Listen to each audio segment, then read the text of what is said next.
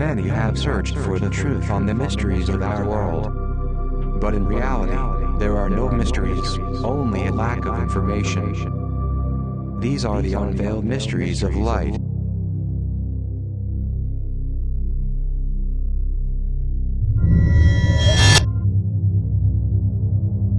Well, I'm here once again, always with you with the permanent curiosity. I feel comfortable with you all because you, my 10%, as well as this vessel are living examples in the physical plane of what research means. And I always say that if there were many more embodied beings with a desire of investigation and not only of breathing, because this one is an automatic effect, many things would change in favor for this world and other races in different worlds, as well as in this galaxy and other galaxies. But it doesn't make sense to have prologues or introductions. Let's go directly to not only unveil mysteries, but to untie knots as well. Very well, Morganell. We have found a very odd situation. I'll explain it to you. 2.5 years ago, the Master Ruanel was asked on an archaeological discovery carried out in the Utillos Cave, Ecuador. The Master Ruanel told us the story of a Neanderthal civilization, whose scientists would have had contact with human scientists in Canada. You Morganell also mentioned this Neanderthal civilization in a prior session, but we have noticed some inconsistencies between what the Master Ruanel informed us and what you told us. Morganell, could you clarify some issues for us that are not clear? Okay. We have 5 essential points. Please name them.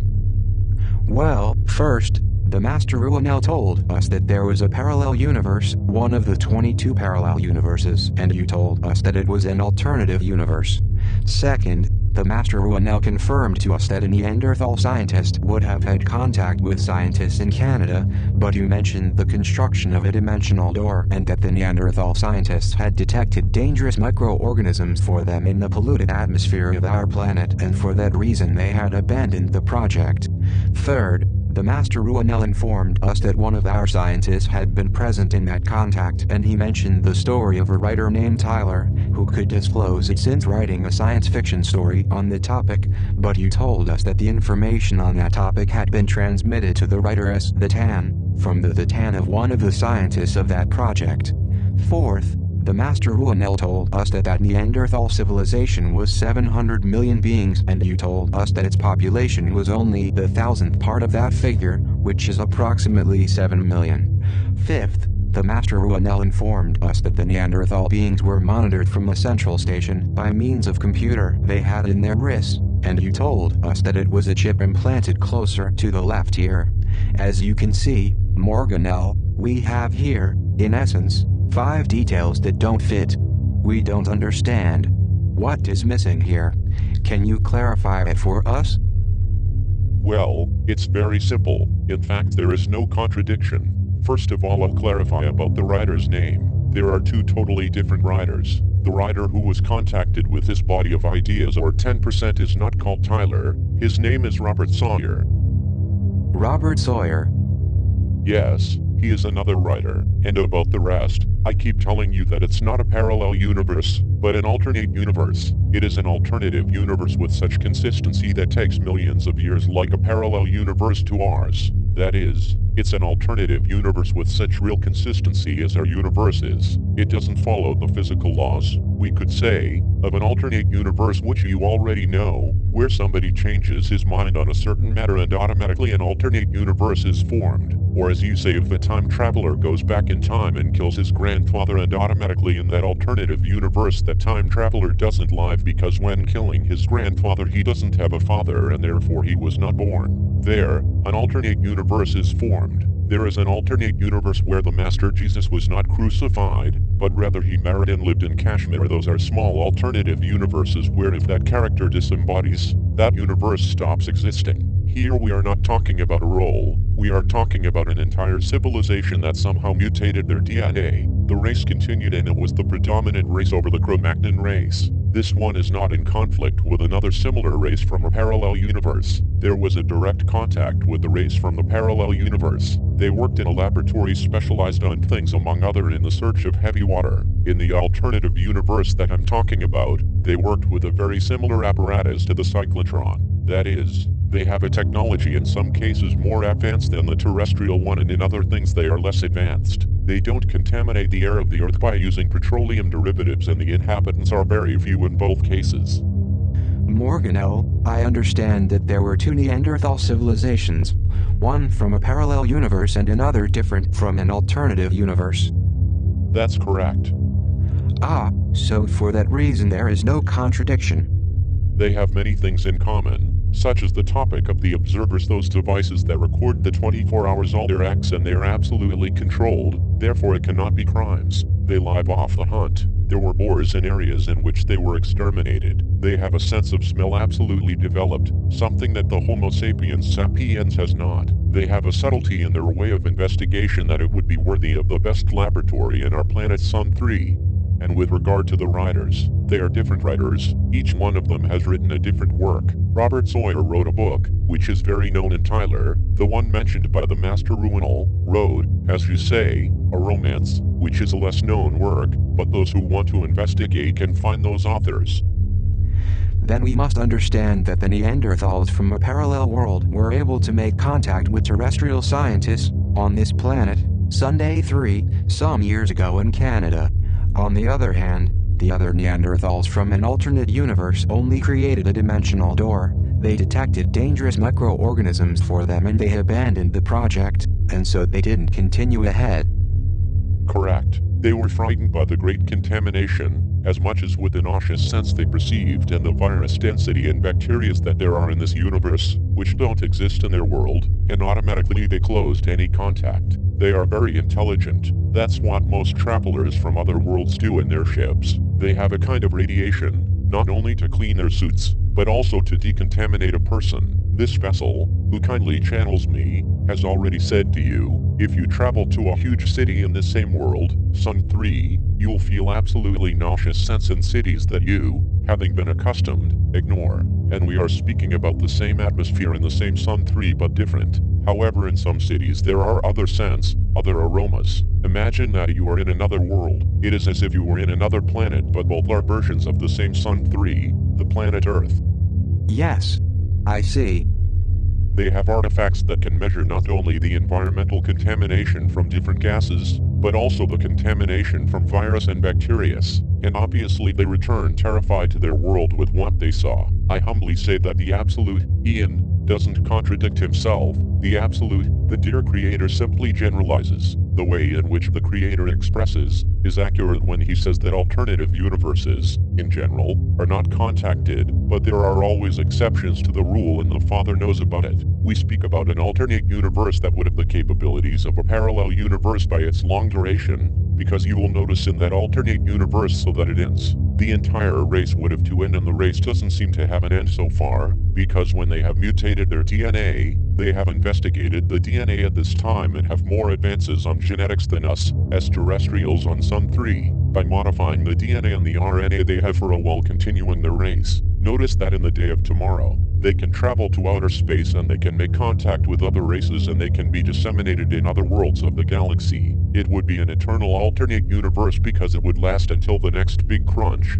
Because as long as a single being from that alternate universe lives, although the original being that formed the alternate universe has already disembodied, and he/she had offspring, and although they are 7 million people, the universe will continue existing, and by having the characteristics of a parallel universe and not from an alternate universe, as for its lifespan, gives it a certain consistency for communication. That certainly occurred. Yes, of course, I agree completely. Just out of curiosity, Morgan now, this alternative world, where this Neanderthal civilization, which you spoke about exists, could it be an alternative universe, let's say crystallized, with a peculiarity like a parallel world, or there are other exceptions to the rule? It's not a singularity. No? It is a particularity that has happened perfectly in other parts of the universe. To deny it would be nonsense on my behalf, and as an investigator, I try to leave all the doors open, speaking in terrestrial terms. Then, aside from those 22 parallel universes, of which the Masters of Light have talked about, there are several alternate universes, as you say, crystallized by different reasons. Because there might be other worlds in which the dinosaurs have evolved, and at this time they are saurian beings perfectly civilized who drive spaceships and have had a civilization with philosophers. But perhaps 200,000 years ago those saurian beings competed with another races of evolved insects. Perhaps those insect beings woke up to be conscious more quickly than the saurian beings, even having less possibilities because the saurian beings would be a step ahead, at least from our point of view. However, why must we all have everything in our own point of view? Why are we all so close-minded? Then, those insectoids may have developed perhaps before, and they were the masters of that world, and it was formed an alternate universe which was also crystallized. An alternative universe where in Orbin 5 there is an insectoid race, and in the Orbin 5 of this universe there is a saurian race. This is a hypothesis, so that you understand what I mean. Does that planet, Orbin 5, exist? Yes, of course it exists. All right, and it is an example that you are giving us. It's an example, but why do we have to be so close-minded with regard to our point of view? Everything has to be as they taught us. We don't leave alternatives for a wider perspective. In that way we would be like those close-minded scientists. Some of them are skeptic people who might see a being from Enthea and they think that he is a disguised boy. Yes, it is true. That can happen. The broad-mindedness is the best tool we have in order to investigate, and I clarify it because as well as you in the physical plane think this vessel, you can communicate with Ian. I intention the communication with the Father, and the Father, obviously, sends me a loving concept to my conceptual mind explaining to me that the Father always speaks with generalities. However, these generalities are not strict, because as well as the Father, the creator of free will, this free will also goes for the same universe. There are so many things that have not yet been revealed, so many things that I'm lucubrating with regard to other universes that have not been unveiled, and I'm digesting mentally in order to be able to transmit it to you later on so that this vessel can reveal it. Okay.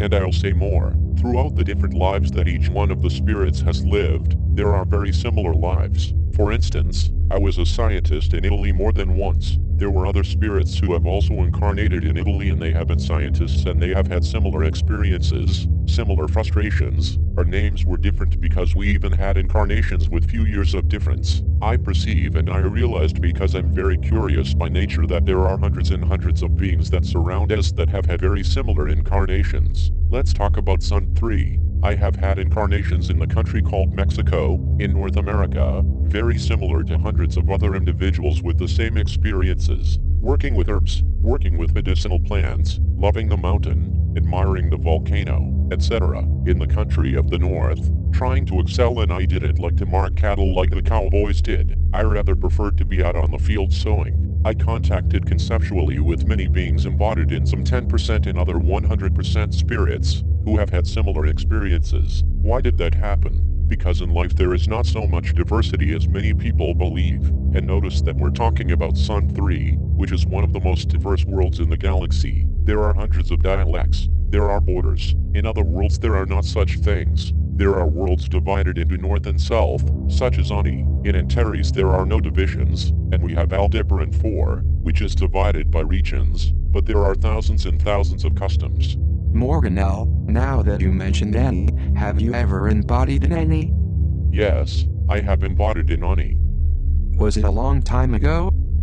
Yes, a long time ago. I had the fortune to meet Kether embodied. It is also a world where the progress was acquired at a higher price. It has advanced in philosophy, and so much progress in religion. There were great schisms. Ani has a past of much hostility just as in Sun 3, thanks to Kether and its inhabitants, who have worked on it. At this moment it's a world where harmony reigns, but Ani has had a very quarrelsome past. For that reason I say that I like studying the history of the worlds. Yes, you have said that. One could write 10 volumes of the history of each one of these worlds, not 10 volumes with the history of each world. That would be a very interesting project, Morganell. And it's beautiful. There are worlds that have similarities with Sun 3 and there are other worlds that have absolutely nothing in common. Worlds where religion does not exist. In the same alternate universe from these Neaderthal there is no belief that subjects them in fears. Ah, don't they have a religion? No. What about the Neanderthal from the parallel universe? Neither do them. No, they are absolutely rational. They are not superstitious, you will tell me, but that contradicts the spiritual world. Yes, it contradicts the spirit world. When they disembody, they are very surprised finding out that there is something beyond. So, they are not aware of this reality. But in this moment, I see that as something positive. And if not, look at Sun 3. There are so many religious wars looking forward to seizing the goods of the others. Yes, that's true. There are ideological wars, political wars, and so on. Truly, our Father is right when he speaks in generalities, but sometimes, he is accurate when saying that this is a planet of children and that's dangerous. We laugh at the apes, to such a point that someone created the phrase, more dangerous than a monkey with a razor blade. Yes, that saying exists. And I would say, a Homo sapiens is more dangerous than a monkey with a razor blade. Yes, that's true.